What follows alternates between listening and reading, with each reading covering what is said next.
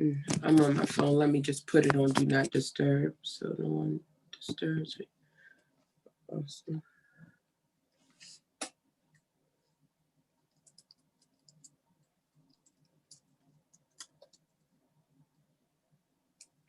All right, we're about ready to come on here while we're all getting situated and comfortable. We're starting our live broadcast on Voices to Be Heard. Those of you, we welcome you on iHeart and iTunes and Apple Podcasts and all Facebook and YouTube Live. You're also on Periscope, which is Twitter, blah, blah, blah. It's the same thing. But let you know that you can contact us here on Voices to Be Heard. I am Dr. Paul, and the other host is Tamara Randolph. We are going to first, because of that situation, because of what this is, and it's about abuse, we're actually going to pray ourselves in because prayer is important. And it's not because we are looking for salvation. We know that we are in God's hands and to know that you're not alone. So it's important. So let's bow our heads. Dear Heavenly Father, thank you for bringing us together. And let's hope that people who hear our voices feel like they're not alone. And let them voices to be heard because there are many voices that are being stamped out and pushed out and bullied out because they are afraid and fearful and they're just being abused. Let us all welcome all who shall hear us. And in Jesus Christ, we pray, amen. Thank you. Amen. Amen. What do you think of that beginning? Was that too heavy? It's a heavy topic. So no, I think it's a good intro just to set like our minds and our spirits for what's going to be received on tonight. So I think it's fine. Okay, because I've been told sometimes Dr. Paul, you're kind of heavy. You're too much. You're always in your feelings. Hey, I think there's nothing wrong with that. And people wouldn't love you if you changed. So I think you stay true to who you are. And Thank you. Welcome the conversation, but I wouldn't change it. Well, good, and I'm glad, and I wouldn't want you to change. I really want you to take the reins and say, let's talk about why we pick Voices to Be Heard. Because it's a thing, yeah, and we need to let people know that they can be heard. So let's start out with Kep and why you started Kep, and she's Kep actually. And okay. And so again, I'm Tamara Randolph. I was born and raised in Baltimore, raised by my mom and my supportive immediate family. Unfortunately, my mother fell victim to domestic violence and her husband stabbed her to death.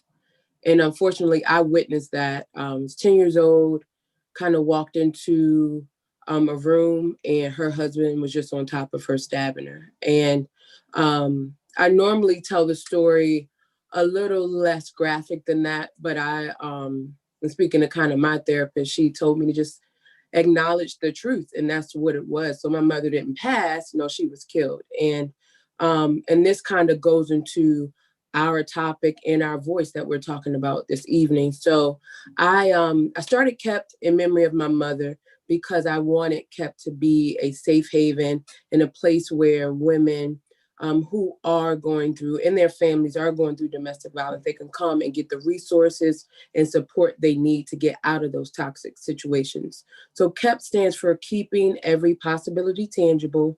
And I'm going into our third full year of functioning, and it's been one of the most rewarding experiences of my life. I've had both men and women just share their stories. And oftentimes we look at domestic violence for women and how the women have been affected, how the men have abused the women. But domestic violence can hit and affect families, men as well.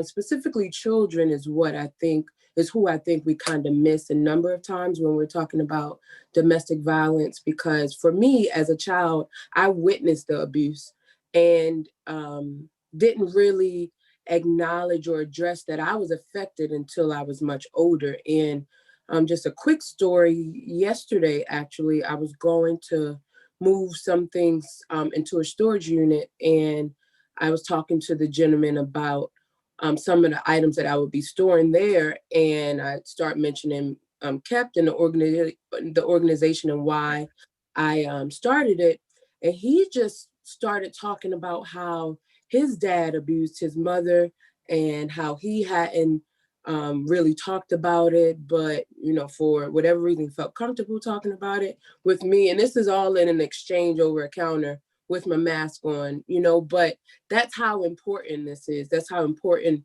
this moment, what we're doing is, because we are grown and adults who are still harboring all of these issues and situations and just things we've gone through, and we're just not letting them out. We're not talking about it, and I feel like we are not allowing ourselves to be our full selves. There are things that we just need to work through in these situations that we are applying and projecting onto people who don't deserve that. And it's our goal, and should be our responsibility to work on ourselves. So for me, that's again why I want it kept. And I think why we are connected here is because we want to make sure that we are not only addressing things that have affected us personally, but we're giving the platform for those who are now saying, yeah, it's my time to also share, and it's my time to get these things off my chest. So my mother, she's passed, and my mother was my idol. It's I think when some men say their mother was a lot for them or to them, she was for me. And she had been married 3 times. Okay. The first husband, who, and this has nothing to do with the lives they had changed to. So I do have to put that. And they did change their lives. But she left him because of abuse. Because he hit her. And that was it. My mother was like, okay, nope, I'm not having it. And she left. Okay. So then she married my dad. And my dad, who at the time, we're not even going to talk, because I'm not going to talk about the reasons why. And I don't, and people say, well, why? Does it matter? Sometimes I'm not even sure. People think the why is more important than, wait a minute, the person's still being abused. I don't care if the dog was, peeing on the carpet. What does that have to do with you hitting someone, in anger? Right. They are not equate. They're not supposed to equate. We're not supposed to rationalize violence. And I think we've gotten to a place in our society that we want to rationalize violence. Like, oh, okay, that makes sense. Yeah, I would have beat his ass. What? Like, what are you thinking? Yeah, that's so she left him, my dad, because he put his hands on her. Now my stepdad abused us. Oh, okay. The way he used to whip us was insane, right? Not to get into the graphic details, it was just insane. So she left him because of that. My mother took violence very seriously, because acts of violence is not just physical. We know that. As adults, we know that.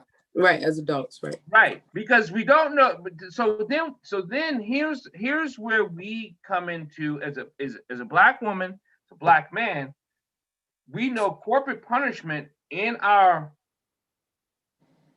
communities is rampant. Because they're like, well, I'm going to whoop that kid's ass, right? Right. But and I don't disagree with corporate punishment, But here's the problem I have with it. Who and why you are. Hmm. Are you spanking corporate punishment to instill a lesson? Because I don't believe in spanking after 5, 6 years old, because I believe cognitive skills kick in. Right. So I think there's a dilemma, and I know in many communities that corporate punishment is a thing for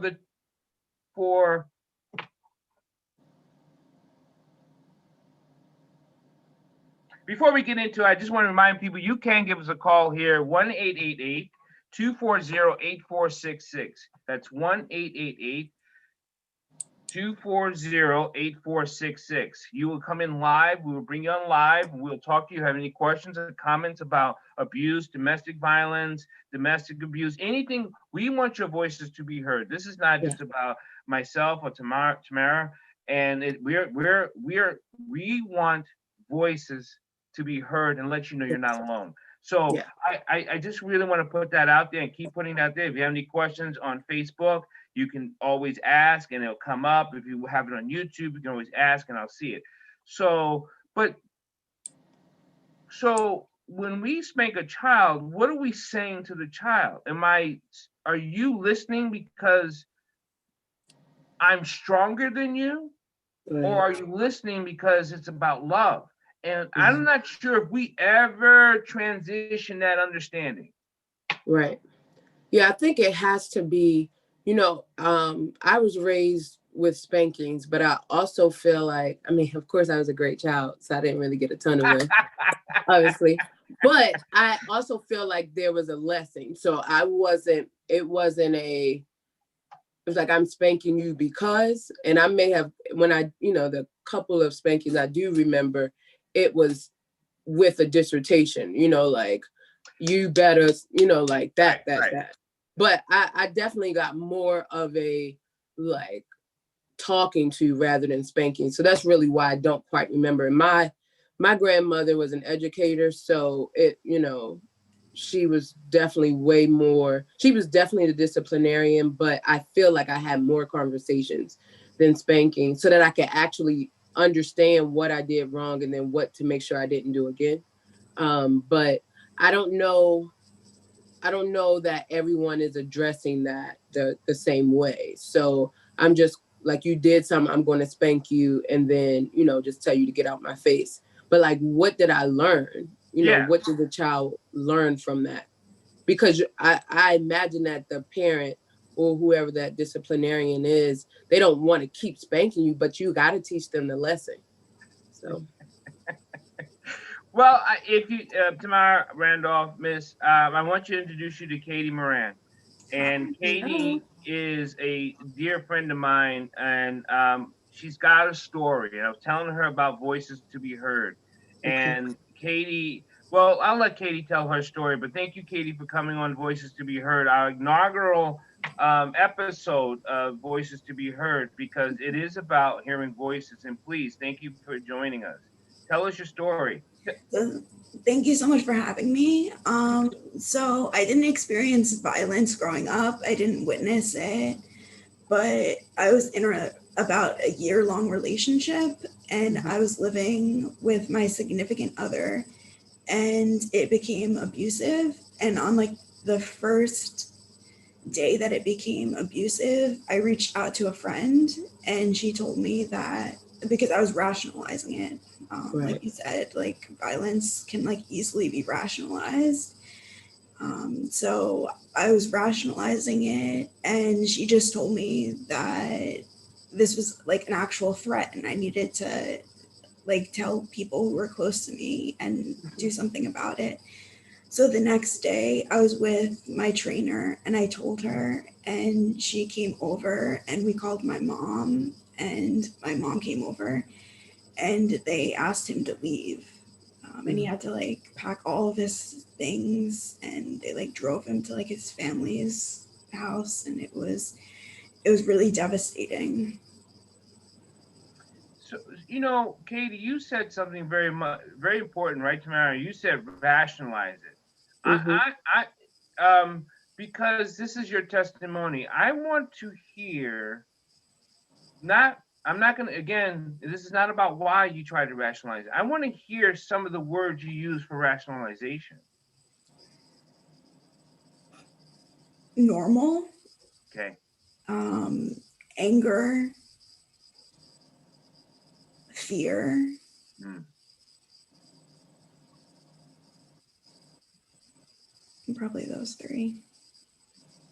So Katie, was that the very first time is when you told your friend, or was there different, maybe it was emotionally you felt abused, or maybe psychologically was there abuse? So that fear part, where did that kind of come in, or was that just that one time where he physically abused you? So there was a lot of codependence. Hmm. So I think it became like easier for that to like then turn into violence when he kind of started like using drugs. Okay. So I think he kind of like lost like control of himself. And even like now, I think like I'm still like trying to rationalize it. Correct. That's exactly what I was going to say. So you're Yeah. picking out like, oh, because he was doing drugs, that's why I deserve to be abused, which isn't the case. Thank you. Now, here's, and this is, thank you, Katie, so much. Now, you have your master's in what, Katie? Social work. Right. And so the reason why I wanted you to say that, because I think so many people say, I should know this, right? Mm. So it puts them in a corner of not knowing. Did it do that to you? I think at first definitely rationalized it because you can learn about something so many times, and until you like actually experience it, it's completely different. And I think I did have the knowledge of like how it happens, and it kind of like was very textbook. So I think I like felt comfortable after that I would like be able to spot it so it wouldn't happen again. Mm. But I think it was hard to separate myself and like look at it academically.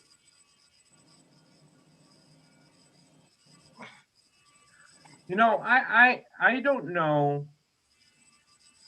I want to remove the words of human condition, human understanding. That's just the way humans are. I think that's just such a passive way of allowing people um, to be an scapegoat and not to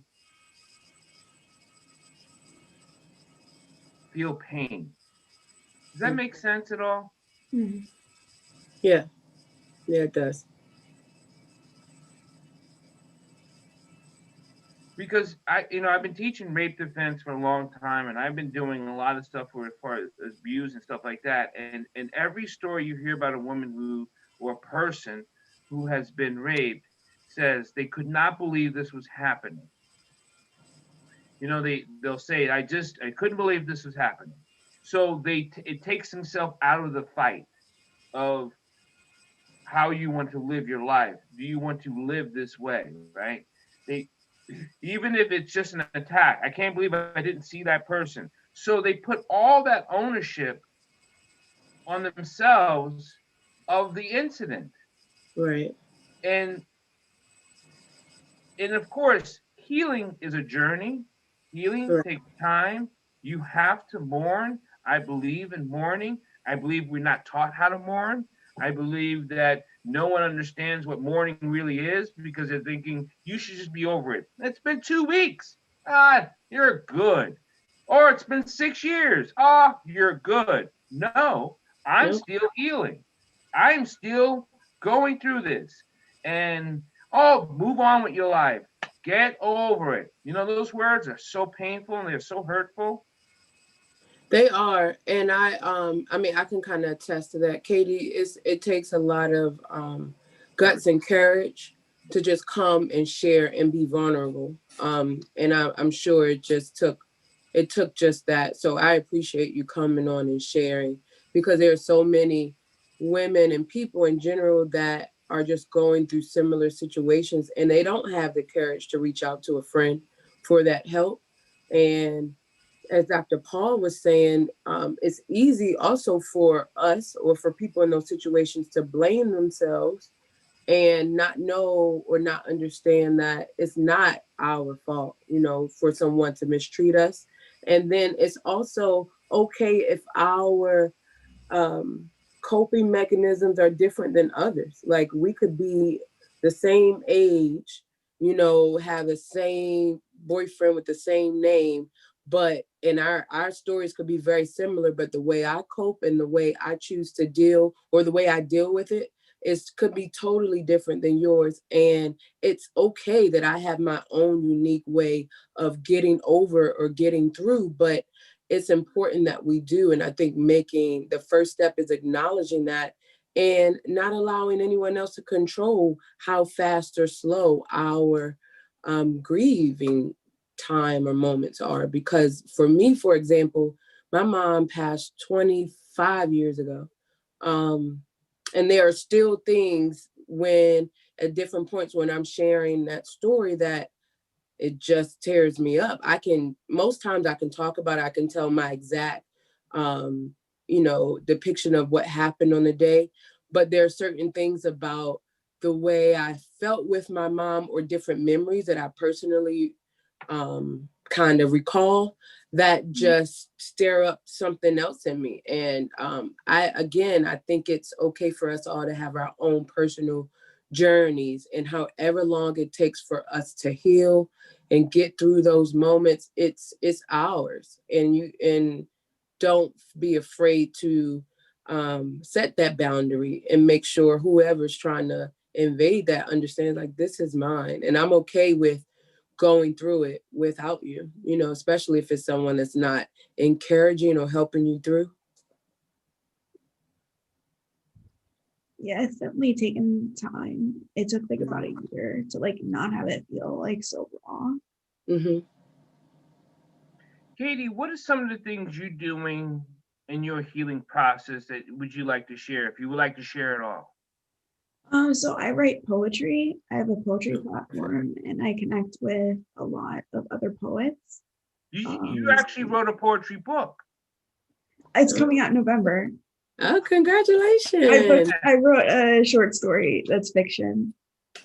Awesome. Yeah. So connecting with other people has been like an amazing thing for me to do. You feel it's therapeutic in helping you? Yeah, it really makes me feel like I'm not alone. And Good. that's like the whole purpose behind the poetry platform, was so that I can connect with other people, to help other people feel like they're not in it alone also.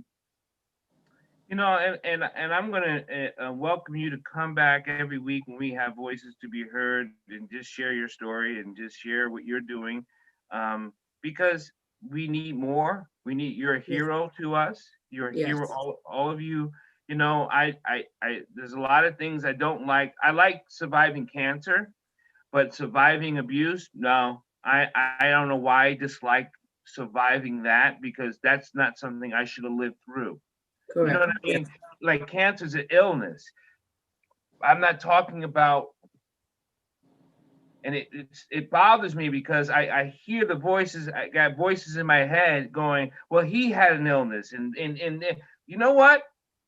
We're not talking about that. You know what I mean? And so, but so you're healing, and I'm proud and I'm happy. Thank you. Thank you.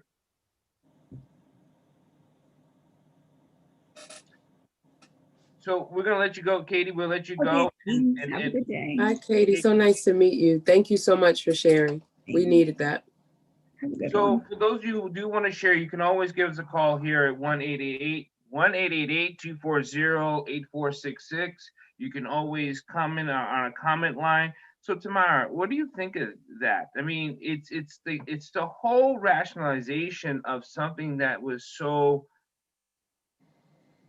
It bothers me. Yeah, The whole, I think Yeah, she kind of mentioned it. So that I think the one thing that prompted her to go and get the help, Katie to go and get the help. But um I'm just confident that, and I wanted her to kind of talk about it, but the emotional abuse and the psychological abuse came way before the physical abuse. And that those are um additional types of abuse that we don't Mhm.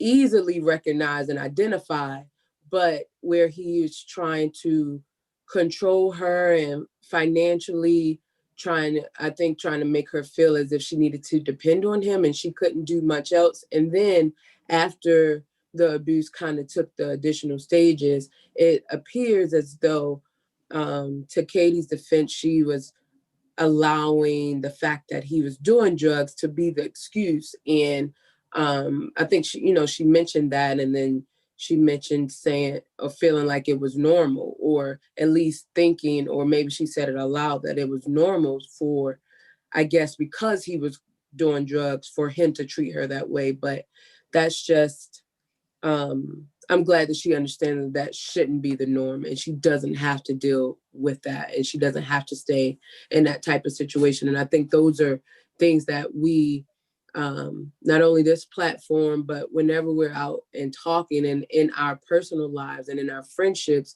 we should be open to um, hearing our friend's side of the story. And for Katie, her friend did, I feel like, exactly what needed to be done, was getting her to a person that could actually help. Because maybe the friend thought, I don't know what I can do personally, but I know someone else that can help get you out of the situation. And if nothing else, let us be that person that helps get our friend or our loved one to someone or somewhere that can help them get out of that situation. I was, we have the greatest conversations with people that when you open up your heart to, Mhm. and that's what happened with you in the storage center, with the storage unit. I Mhm. was on a plane going to Minnesota, and a young man was sitting young man, a man was sitting next to me. We were probably some about the same age, in our 50s, and and I was sitting on the window seat, he was sitting in the middle, and he says, "Oh, so we heading to Minnesota?" I said, "I was going to see family." And he says, "Oh, I said, I have a daughter there. I have children there in Minnesota, in Fargo, North Dakota, and things like that." He goes, "Oh," and we were flying from New York. And I said, "Oh, so when's the last time we visit Minnesota?" He goes, "Well, my daughter lives there." I said, "Oh." And so we got to talking, and then he paused after he said his daughter. And I said, as dads, we like to see our children and make sure they stay safe. Because I had a feeling. Mhm. I just and Yeah. his daughter was being abused by the boyfriend, and she had To called come help. mom and dad, and he got on a plane, and so he's heading to Minnesota, and Mhm. his mind, he wants to take her and bring her right back, right? And I Right. said, you be careful, because what you want to do as mom and dad and as a father, she may fight you. Yeah. Like this, I'm sorry I called you and I shouldn't have never, and you want to, because now it's such uh, a muddy situation when people try to help you. And then if you say, well, you called for help or upset. So what do you think about those types of situations? Yeah, I think like you said, it is a muddy situation. I think we don't want to shame them or make them feel guilty for Mhm. coming to us for help, but you also have to offer them some grace and just say, like, well, I just want to be here to help you. I love you. I don't want Right. anything to happen to you. So I would love to take you immediately out of this situation, and maybe that's not exactly what you're ready for right now, but just let them know that you are there, at least for whatever they want to do. But I think, like you said, it's just I think it's going to be a case by case situation, you know, because there will be some friends like, I'm coming to you right now because I'm ready to go right now. I don't want to look back. And then there are going to be some situations where they're coming to you, or maybe they didn't even know that this was going to be the sharing moment, you know, Right, and right. it could be just a conversation and you're picking up on said things and you're like, something's not right, you know, and unfortunately, we could easily be in those situations. And I just think we have to kind of use our intuition and kind of knowing who that person is to us and maybe how they move and figuring out what would be the proper way to address them if it's in fact a separate conversation that you have. But you don't want to, I know a while ago, I'm not sure if it still comes on, but it would be like an intervention, right? So the families would kind of go behind whoever's back, you know, like the family members back and the friends back, and because they, I think, were on drugs or something like that. And that is just, for me, that would be too aggressive. I don't know. It would take, I think the premise of it, meaning that we need to get you help right now, is definitely it. But I don't know if everyone is emotionally stable to take that kind of intervention. So here's the thing, and you said something, and it's funny you have to remind people that they have to be civil. It's ridiculous. Yeah. You know. You said something. You said abusers use safe words. Mm-hmm. Words that a normal relationship would use in caring, but they also use it. Yeah. So how do you decipher that? And I'm not even going to say the words, but because it could be any words. Yeah, it could be. So I mean, an example is like, trying to think of a, you know, kind of more of a PG example, but maybe something like I love you so much, or like I you know, I care about you so much, so I don't want you dressed in this type of way, or I don't want you going to this place or going to hang out with your family because, you know, I love being with you all the time, or, you know, I just want us together. Like that type of controlling, that's a psychological, emotional type of controlling abuse. I mean, I think after a certain point, like, I want you to love me. But they sandwich it. But they sandwich with, you know, I love you. Yeah, you know, I love you. But I mean, we can maybe next time Katie's on, if she recalls, she's probably got similar sandwiching, like, you know, I'm so sorry. Okay. You know, I love you. I would never want to hurt you. And I'm sorry I did that. Like, no, thank you. Like, I don't need that kind of love. I don't need anything that feels like that. And that's emotionally, physically, psychologically. I don't want anything like that. So like some additional, types of abuse. So we have the physical, we have emotional, psychological, sexual, and financial abuse. So that financial one is kind of a newer one that's kind of been taken out, like this psychological, emotional abuse. But financially, and I've heard it a number of times where women feel like they are going to stay in said situation because they are being taken care of. So the man is taking care of the household, their bills, etc. And it's at a point where the woman feels intimidated to leave because they're not sure if they can financially take care of themselves. Right. And when you have children involved, it becomes even more of a burden or tear. So I feel, you know, and I'm kind of interpreting other reasons why women may stay, but I feel like some of it, or a lot of it, specifically what I've heard, is because of the children and making sure that the children are set financially. And that's where the guy or the abuser is taking advantage of the woman. So they know that financially, okay, maybe I'm not going to strike her, but I know financially I can control exactly what she feels and where she's going to stay and remain, because I know that she can't do anything else without me. And that is abuse. Someone had asked a question. What is the National Abuse Hotline number? And I have it for you. It Oh, is 1-800-799-7233. 3. Yeah, and that's safe, and you can call or chat with them at that number. If you go to their website, they have a chat line, so like an instant messenger type of thing. You can call, you can chat with someone right online on the website. If you're there and you're in the house with someone, and say they're walking in the room or something like that, they have like a big bold kind of box that'll take you to like the Weather Channel or something like that. Just in case you don't want, if you're in a area that you don't want them to see exactly what you're doing. But that's the National Domestic Violence Hotline, 24 hours a day. What have you come across women who are being stalked by ex-boyfriends and people that they dated that they just can't seem to get them out of their lives? That's a form of abuse too. Mm-hmm.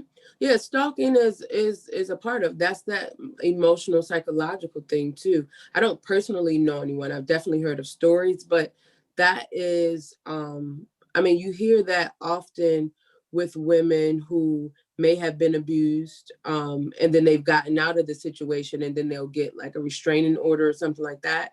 But that restraining order is a piece of paper, that he has to get close enough for you to call the police again, and then, essentially wait for the police to get there. But I've definitely heard of, actually, I take that back. So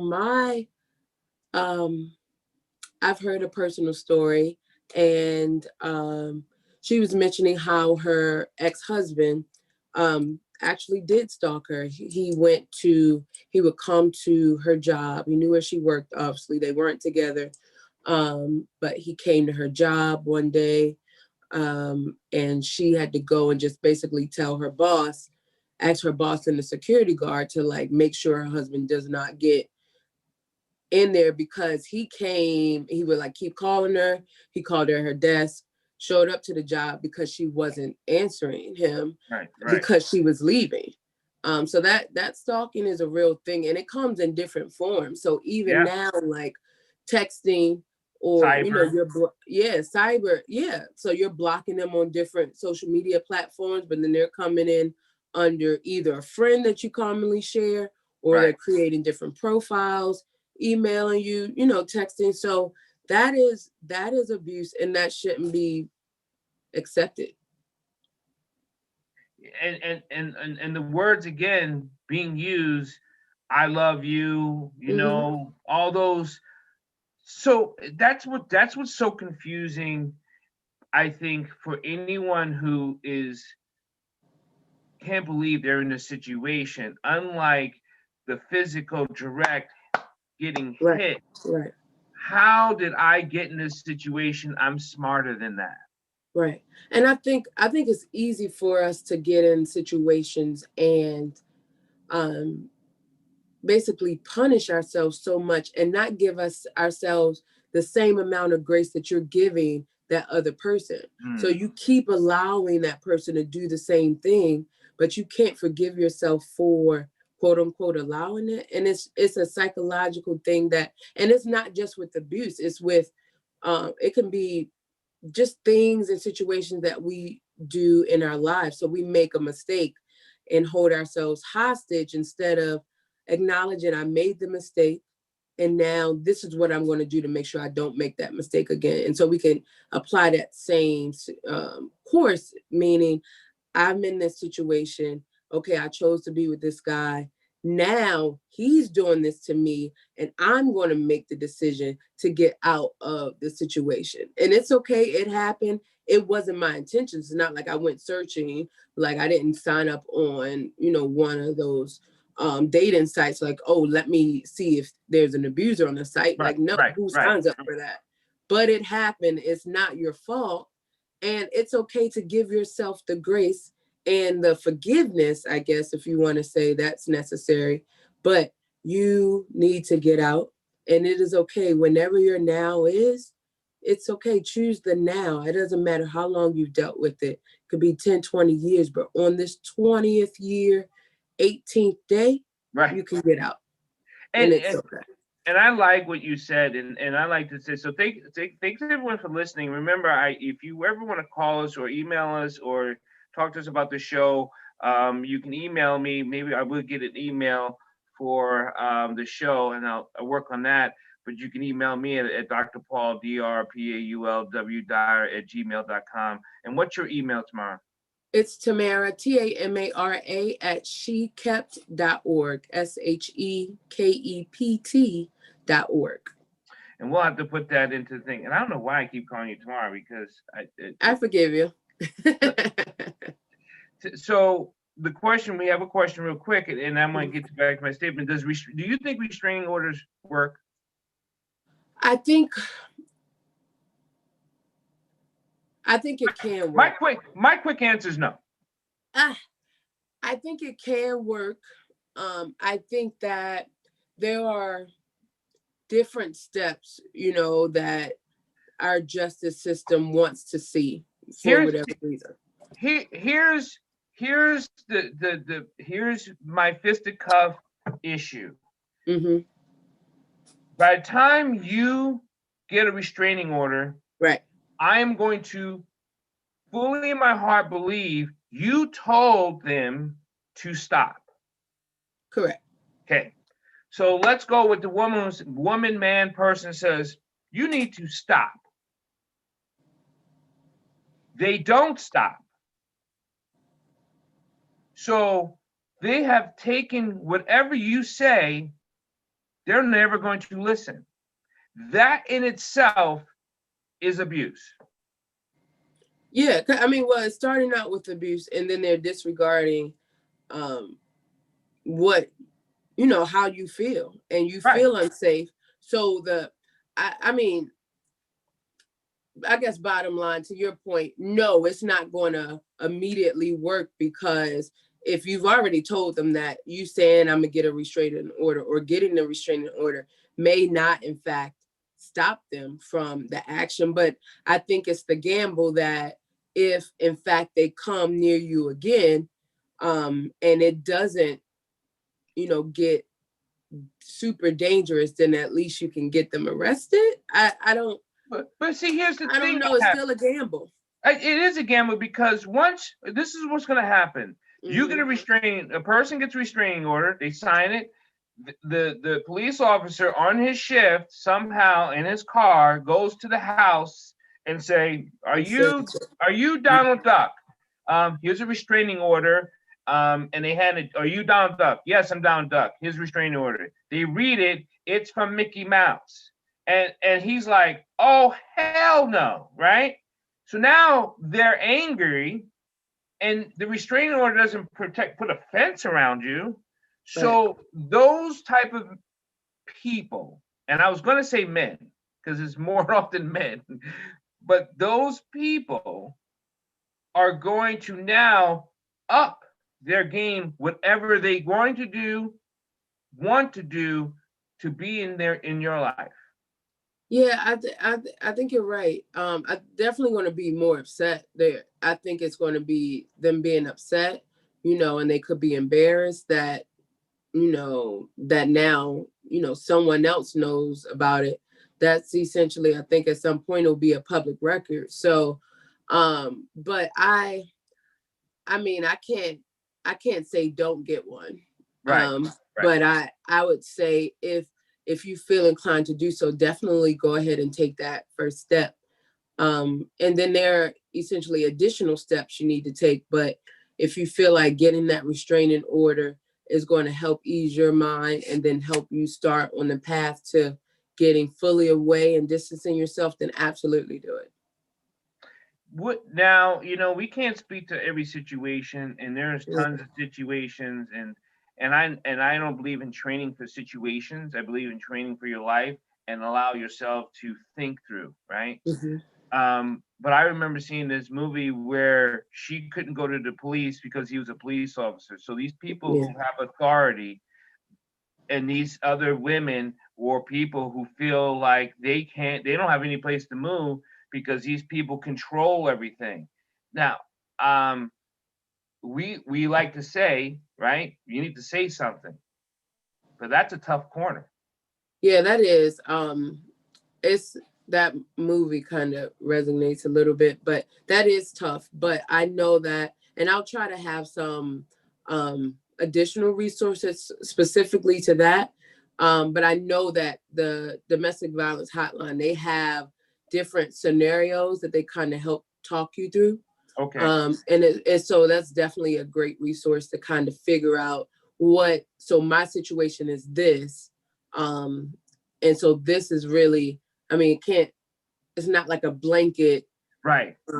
answer, so what works for you may not work for me type of thing. But I will, on our next meeting, and I'll also share, I have a list of kind of resources that we could share with everyone as well. So I want to make sure that I have that handy, but specifically for that, what is the alternative for the police department? I know locally, the Baltimore Police Department, they have a separate domestic violence task force, and that's probably not the proper name for it, but they do have a separate department that specifically, and it's kind of devoted to that. So they have not only on the dispatchers know how to basically talk to someone that may be in danger and trying to make sure they get the proper information without putting that person in harm's way.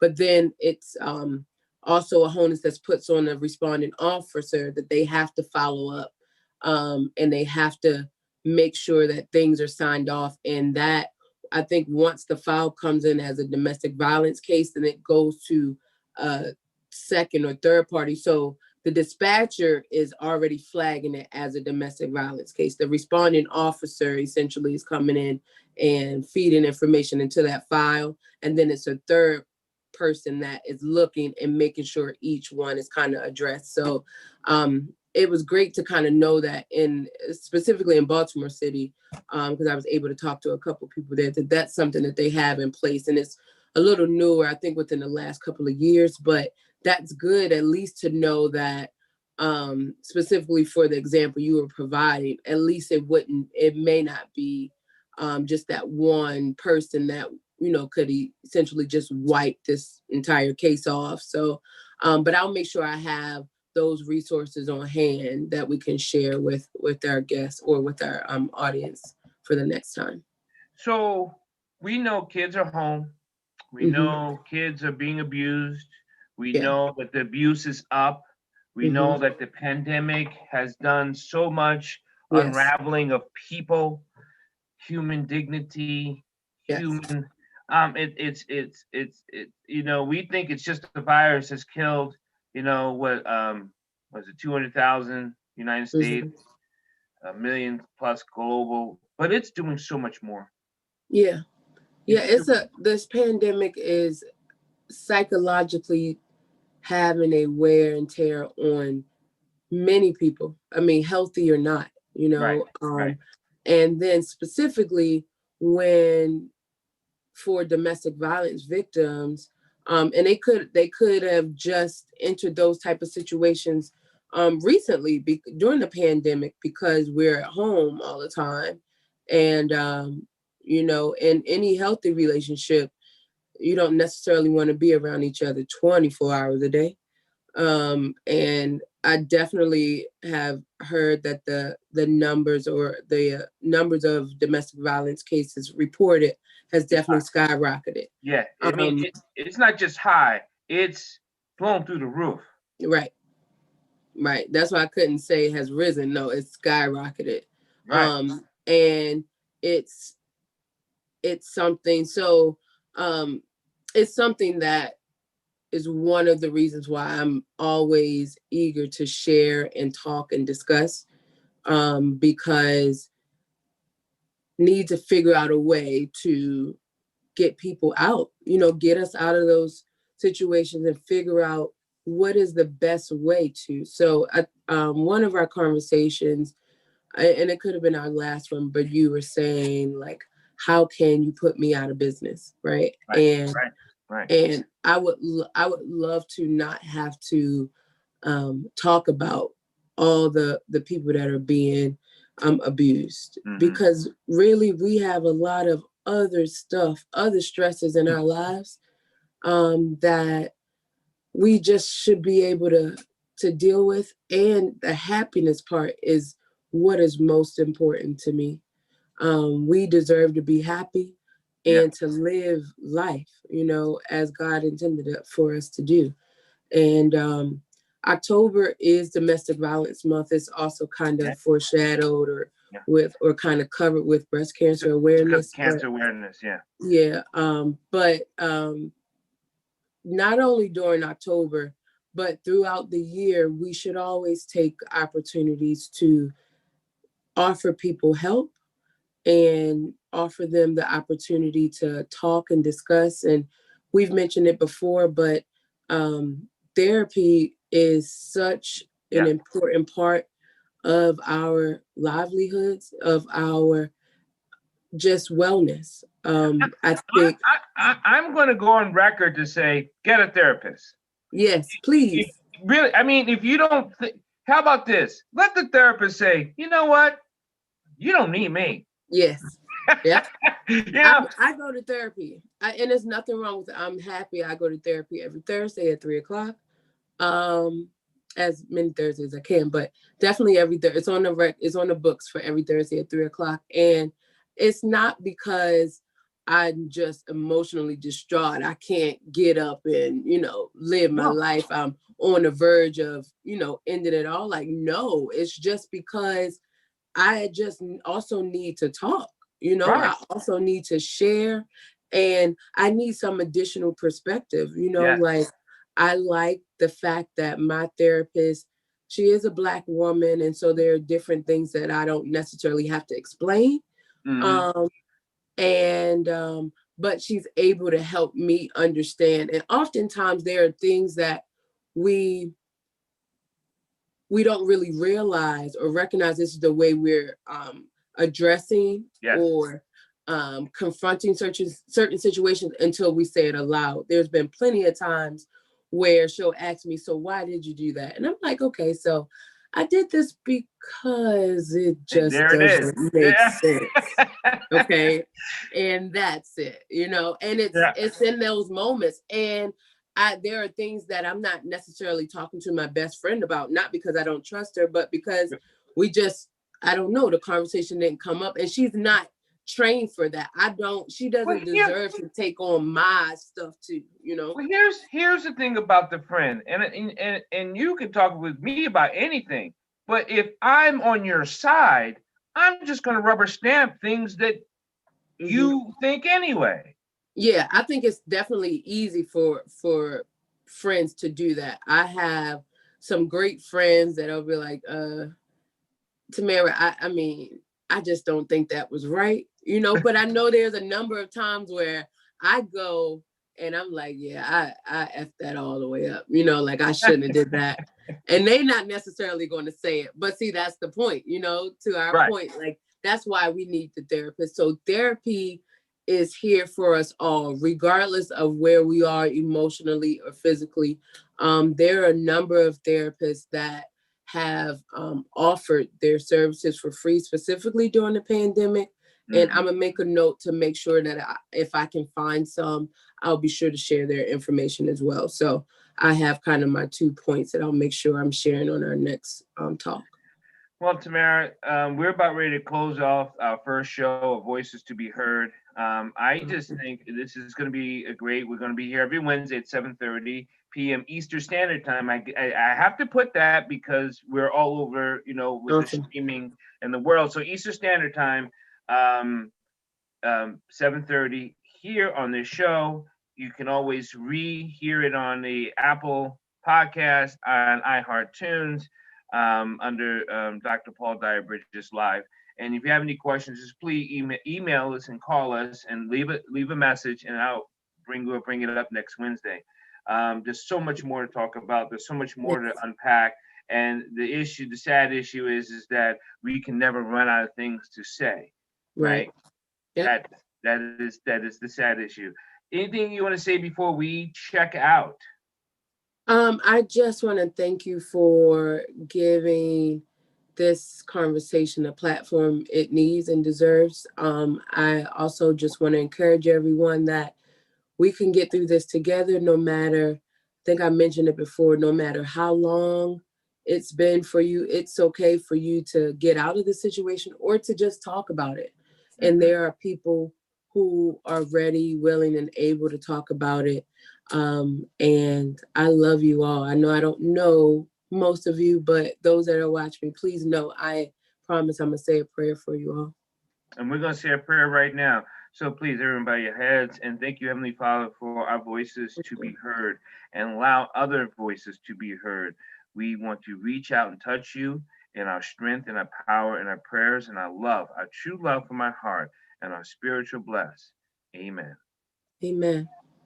Thank you. I will talk to you later, dear. And you Okay. have a good night. Be safe. And everyone be safe, be happy.